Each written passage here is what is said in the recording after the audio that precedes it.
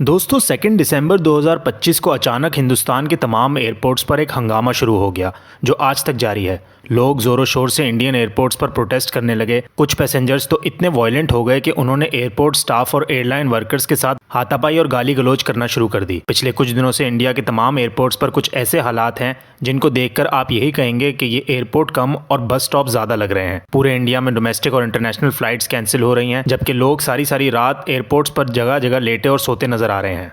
इस अफरा तफरी और बेचैनी की मेन वजह इंडिगो एयरलाइंस है, जिसने पिछले 6 दिनों में 1500 फ्लाइट्स कैंसिल करके अपना बिजनेस रोका हुआ है। लेकिन इसके बावजूद इस एयरलाइन की कमाई अच्छी खासी हुई है, क्योंकि लोगों ने जो इनसे फ़्लाइट टिकट्स खरीदे थे वो अभी तक इस एयरलाइन ने रिफ़ंड नहीं किए।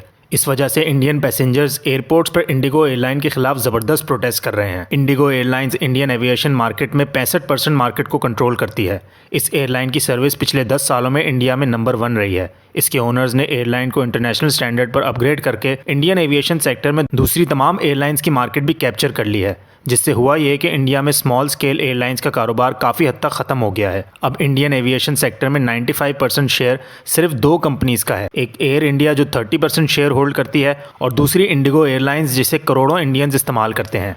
लेकिन यहाँ एक बात पर गौर करना ज़रूरी है कि इंडियन एयरपोर्ट्स पर यह तमाशा हो क्यों रहा है। इसकी वजह गवर्नमेंट ऑफ इंडिया के बनाए हुए नए फ्लाइट रूल्स हैं जो इंडिगो एयरलाइंस को हरगिज़ काबिल कबूल नहीं है। इसलिए उन्होंने प्रोटेस्ट के तौर पर गवर्नमेंट ऑफ इंडिया को ब्लैकमेल करने के लिए फ़्लाइट्स कैंसिल करवाकर एयरपोर्ट्स पर यह तमाशा खड़ा कर दिया, जो पिछले 8 दिन से जारी है। इंडियन गवर्नमेंट ने director general civil aviation authority के जरिए जनवरी 2024 को नए flight duty time limitation rules बनाए थे, जिसके तहत तमाम इंडियन एयरलाइंस पर यह लाजिम था कि वो अपने क्रू और पायलट्स को 36 घंटे से बढ़ाकर 48 घंटे का रेस्ट दें, जिसका मतलब है एक हफ्ते में हर पायलट के लिए 2 दिन की छुट्टी लाजमी होनी चाहिए। इसके अलावा पायलट्स के लिए एक हफ्ते में नाइट लैंडिंग्स 6 से कम करके 2 दिन कर दी गई और हर पायलट के लिए 2 कंसेक्यूटिव दिनों पर नाइट लैंडिंग्स भी बैन हो गई।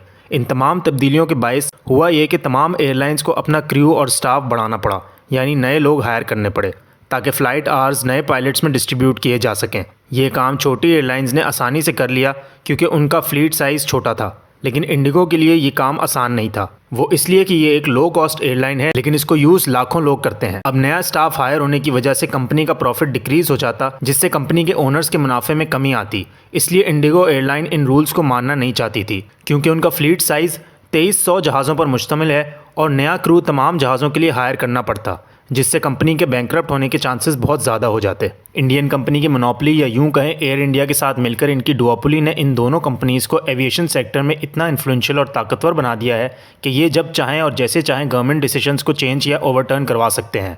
इंडियन गवर्नमेंट ने जो फ़्लाइट रूल्स बनाए थे वो सिर्फ 2 दिन एयरपोर्ट्स पर रश और लोगों की बदतमीज़ी देखकर वापस ले लिए, क्योंकि इंडियन गवर्नमेंट ये जान गई थी कि बिला वजह इंडिगो एयरलाइन पर सख्ती करने से पूरे मुल्क में फ़्लाइट्स अफेक्ट होंगी, जिनसे इन रिटर्न टैक्स कलेक्शन में कमी आ सकती है। इसलिए अब इंडियन गवर्नमेंट की इंडिगो एयरलाइन और एयर इंडिया से नेगोशिएशंस चल रही हैं, जहां इन दोनों मेजर एविएशन पार्टनर्स ने 80% डिमांड्स हुकूमत से मनवा ली हैं। आपको याद होगा कि इंडिया में 5 साल पहले किसानों ने प्रोटेस्ट किया था, जिसमें तकरीबन 900 किसान मारे गए थे और कई लोग महीनों तक सड़कों पर प्रोटेस्ट करते करते थक गए थे। लेकिन हुकूमत हिंदुस्तान ने उनकी एक ना सुनी और फार्मर्स एक्ट वापस लेने में पूरे 18 महीने लगा दिए। उन किसानों की गलती सिर्फ ये थी कि वो गरीब थे और सरकार को उनके प्रोटेस्ट से कोई ख़ास नुकसान नहीं होना था। लेकिन यहाँ एविएशन सेक्टर में गवर्नमेंट ऑफ इंडिया को लगा कि अगर उन्होंने इंडिगो और एयर इंडिया एयरलाइंस का दिल खुश ना किया तो उन्हें एयरपोर्ट्स और बड़े इंडियन शहरों में अपनी कौम के हाथों एक रिबेलियन देखना पड़ेगी, जो कि आने वाले वक्त में बीजेपी हुकूमत के लिए बहुत ड्रेडफुल साबित हो सकती थी।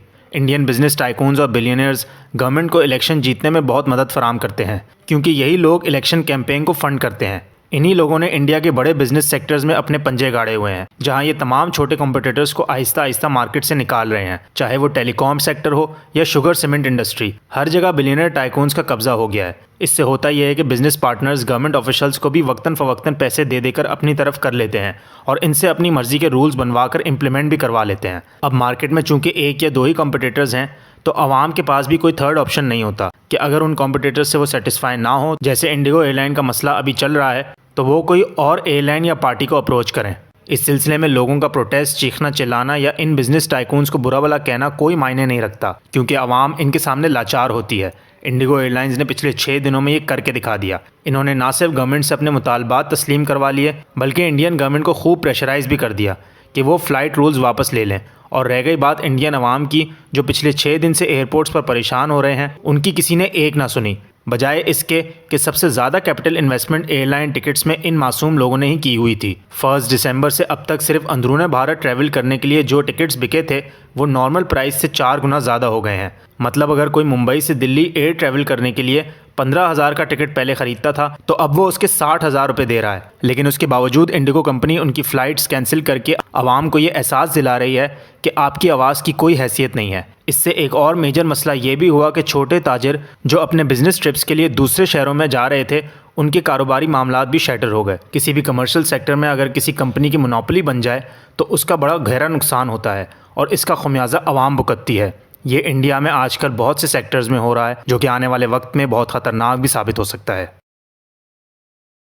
दोस्तों, अगर आपको हमारी ये वीडियो अच्छी लगी हो तो लाइक, शेयर और सब्सक्राइब कर दें और हमारे इंस्टाग्राम अकाउंट को फॉलो करें। हम आपके लिए ऐसी ही इन्फॉर्मेटिव वीडियोज़ लाते रहेंगे।